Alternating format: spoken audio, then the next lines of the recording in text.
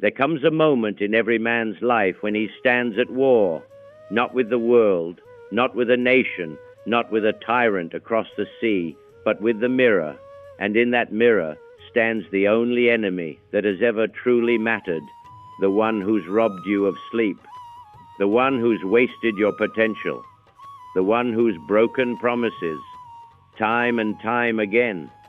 You can lie to the world. You can put on the suit, speak the words, shake the hands, but you cannot outrun the man in the mirror. You either conquer him or he conquers you. This war is not one of blood and bullets.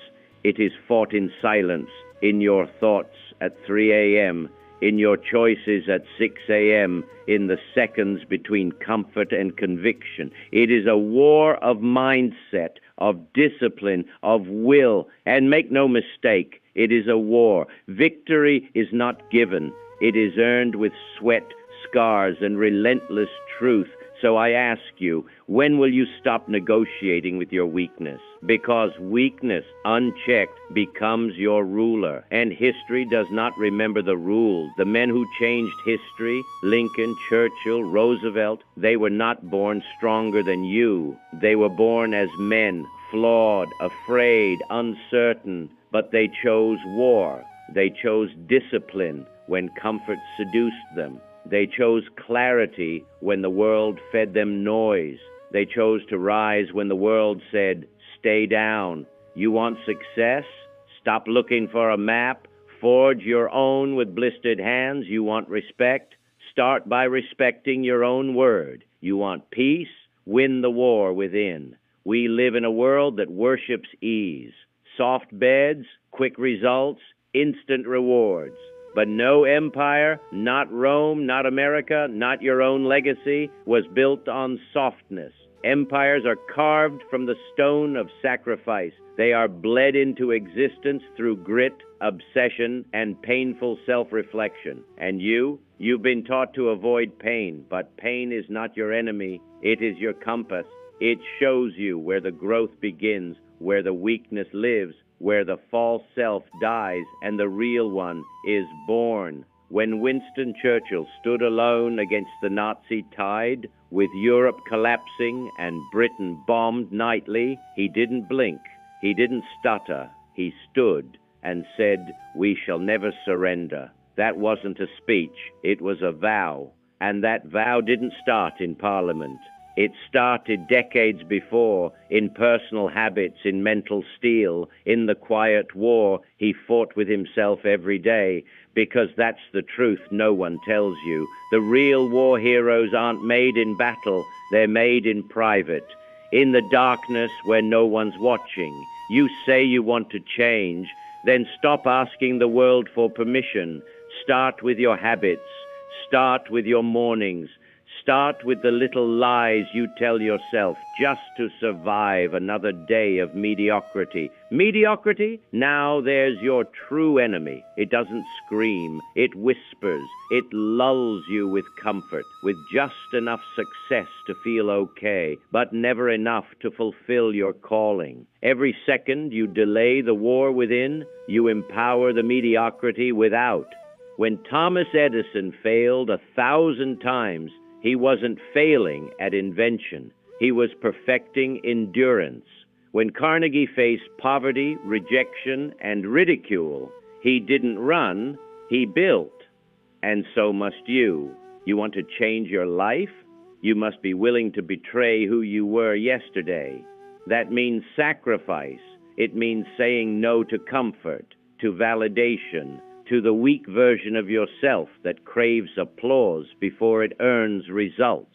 You must become the kind of person who doesn't wait for motivation. You act, and the fire follows. Discipline isn't sexy. It's not loud. It doesn't need cameras or praise. Discipline is quiet. It shows up when no one claps. It repeats when the novelty dies. It obeys truth, not emotion. And truth is this: you are the architect of your downfall, or the general of your rise, but not both. So choose. Will you lead, or will you follow your feelings like a blindfolded man into darkness? The choice sounds simple, but it will demand everything. It will demand you get up when your body screams no, that you learn when your ego says, I already know, that you fight through fear when every part of you begs to retreat. But here's the reward. When you conquer yourself, there is nothing left in the world that can conquer you. Not failure, not criticism, not poverty, not betrayal. Because the man who conquers himself can walk into the storm and know he has already survived the worst of it. The world will tell you to wait, to be patient, to trust the timing of your life. But understand this, that's often fear dressed in polite language. The truth, the clock is ticking, not in fear, but in urgency, not to panic, but to wake up. You were not put here to tiptoe around your destiny. You were built, bone by bone, breath by breath, to carry the unbearable, to rise from the ruins, to stand when everything inside you screams to kneel. Your greatness will not come when it's convenient. It will come at the cost of your comfort. It will come in moments when your knees shake, but your soul refuses to break. And in those moments, the question is not, can I do this? But rather, will I do what must be done, even when I feel I cannot? That's the battlefield of self-conquest, a war not for the weak, but one that forges the unshakable. Your mind, left untrained, becomes your master. It pulls you toward distractions, feeds your ego, keeps you afraid of silence, of solitude, of doing the hard work. But your mind, trained and conquered, becomes your weapon. It slices through doubt. It cuts off the habits of mediocrity. It becomes the general in the war for your future. Clarity is your first sword. Most wander because they never define the hill they're willing to die on. Success doesn't come to the man who wants more. It comes to the man who says, this is my mission, this is my standard, and I will not break. If you don't know where you're going, every distraction becomes a detour. But when you decide, truly decide, with fire in your gut and no exit plan, then every storm becomes a test. Every delay becomes a forge. Every hardship becomes a tool. This is the mindset of the conqueror. No excuses, no permission, no retreat. Let's speak now of belief, the kind forged in the crucible of resistance. Belief is not positive thinking. It is not a vision board taped to a fridge.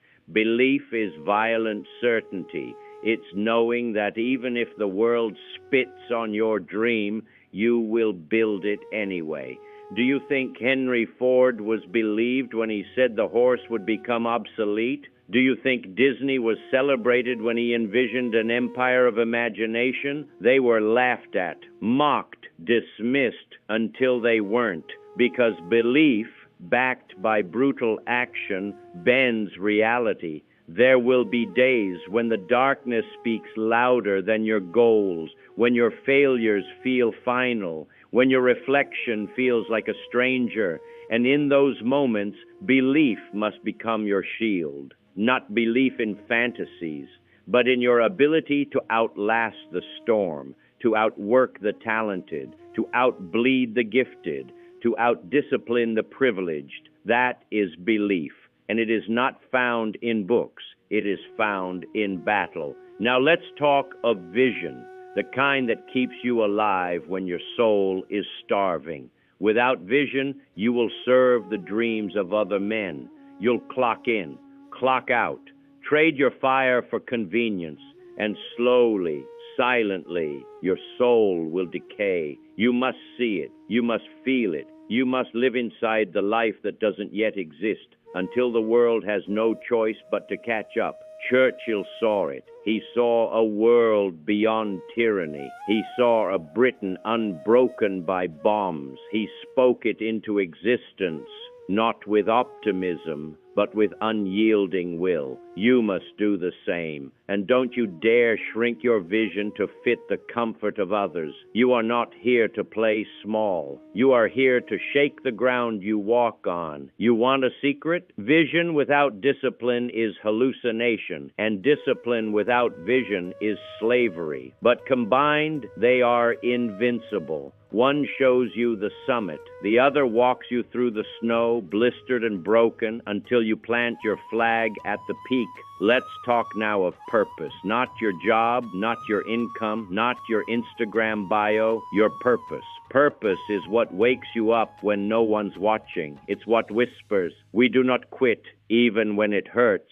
Your purpose is not found. It is forged in the doing, in the choosing, in the refusing. Refusing to let your past define your future, refusing to let trauma become identity, refusing to settle for survival when you were built to lead legacies. And do not confuse movement with purpose. Some people run in circles for decades, busy, tired, impressive, but lost. Purpose is not loud. It is precise. It is a compass that never lies. Follow it, even when it leads through storms, even when it makes you walk alone, even when it requires that you outgrow every version of yourself you've ever known. That is how you conquer yourself. You sacrifice your comfort. You betray your old self. You choose the narrow road with no applause, and you walk it with fire in your soul, because at the end of that road is the man who cannot be broken. Now we come to the cornerstone of every great life, discipline. Discipline, not motivation, not excitement, is the true currency of transformation. It does not shout. It does not inspire. It simply shows up when you're tired, when you're uninspired, when the world tempts you with comfort and distraction. Discipline is the quiet force that turns men into giants. It's the decision to honor your word when no one will know the difference. It's the ability to keep walking when the applause dies and the camera turns away. Churchill wasn't disciplined for a few months. He was disciplined for a lifetime. Every cigar, every speech, every step through the war-torn streets, it was all built on a code, not a trend, not a hack, a code. Your life, too, must be built on one. The undisciplined man is a slave to his emotions.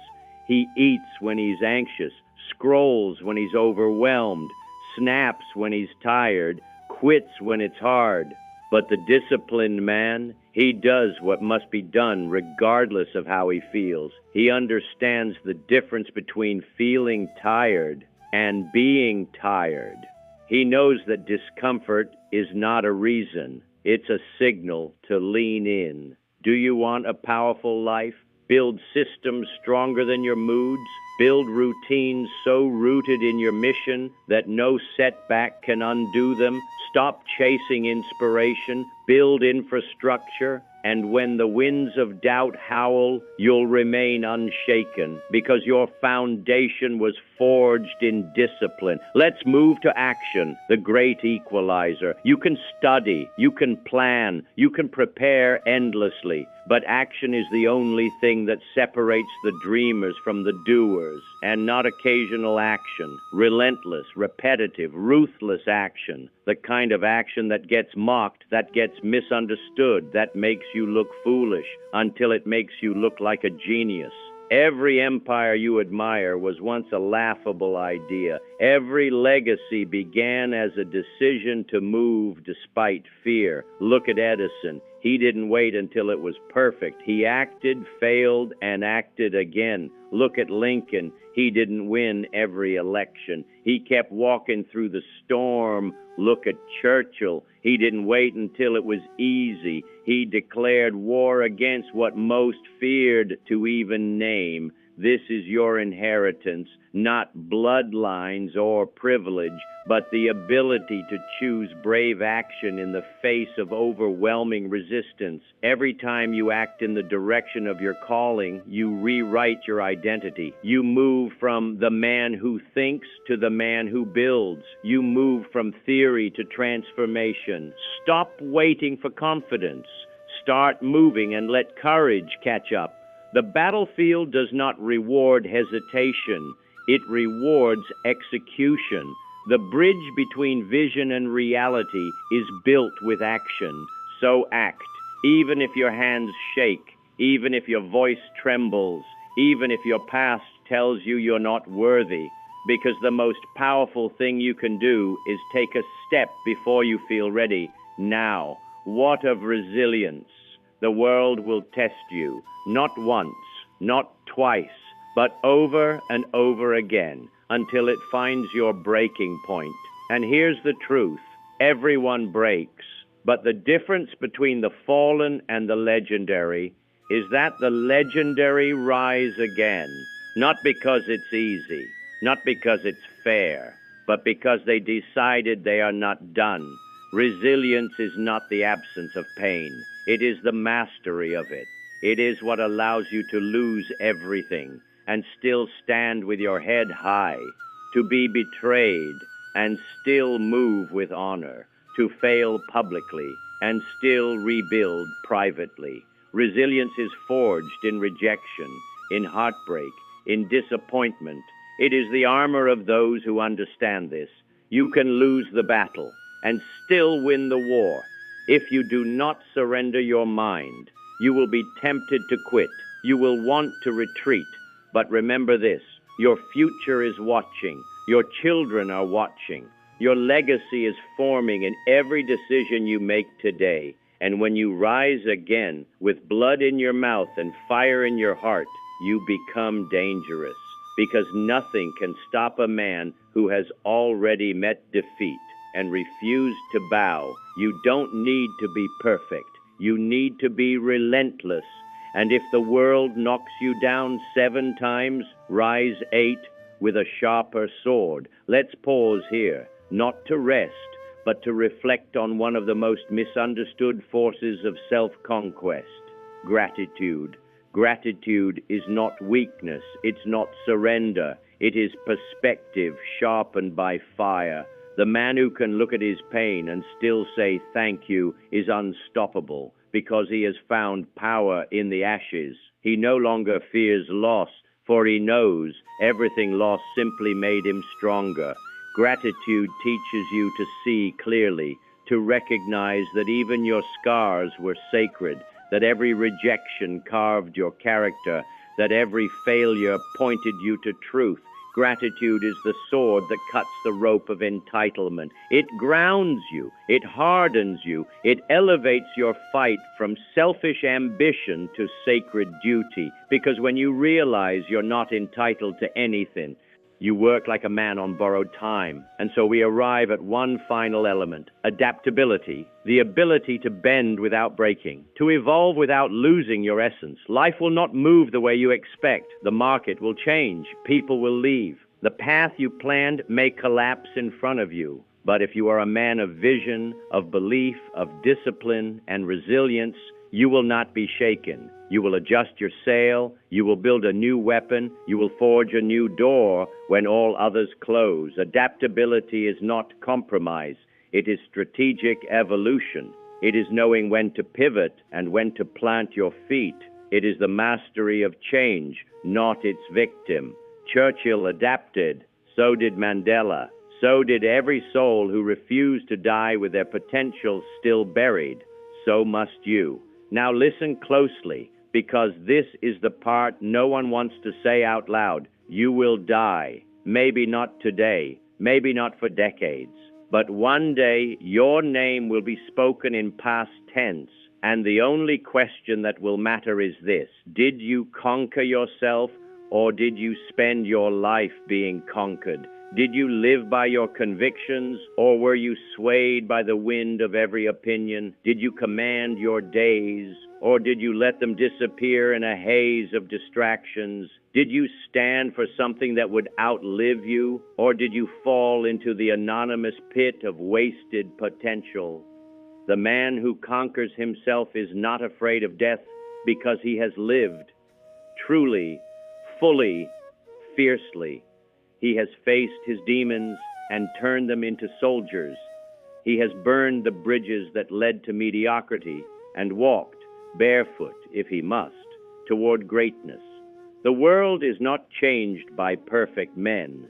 It is changed by forged men, men who've been crushed, broken, buried, and still clawed their way out with blood in their mouth and purpose in their eyes, the men you read about in books, the ones whose names echo through history.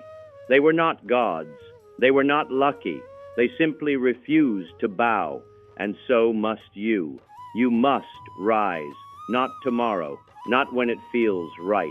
Now, you must declare war, not on the world, but on the version of yourself that plays small, that apologizes for ambition, that crumbles under the weight of temporary pain. Pain is temporary, but cowardice echoes forever. You must look at your laziness and say, "You will not rule me." You must stare down your excuses and answer, "You will not bury me before I am gone." You must meet your fears not with retreat, but with fire in your lungs and defiance in your fists.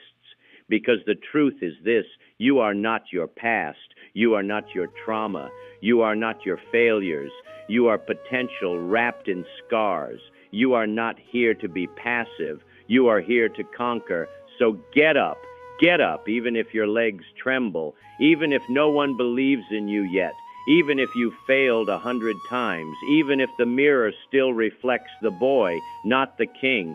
Get up, because no one is coming to save you, not God, not luck, not a mentor, not a miracle. You are the miracle. You are the fire. You are the one the world is waiting on. And the longer you hesitate, the louder the silence of your unlived life becomes. This is your turning point. Not tomorrow, not someday. Now is when you draw the line. Now is when you build the rituals. Now is when you burn the weak habits. Now is when you declare to every version of your former self, "I am not that man anymore." Let the world be comfortable. Let others settle. Let them mock your intensity, your standards, your solitude. They mocked Churchill, too, until they needed his fire. They ignored Lincoln until they needed his spine. They laughed at Ford, at Carnegie, at Disney, at Mandela, until their vision lit the sky. The greats do not beg for understanding. They simply build, they suffer, they endure, they rise, and in time, the world bends. So I'll ask you again, and this time answer with your soul, not your logic, not your fear. Will you conquer yourself or be conquered? Because the only man worth becoming is the one who knows, in the depths of silence, in the grip of struggle, in the darkest corners of the soul, that his greatest enemy was never the world.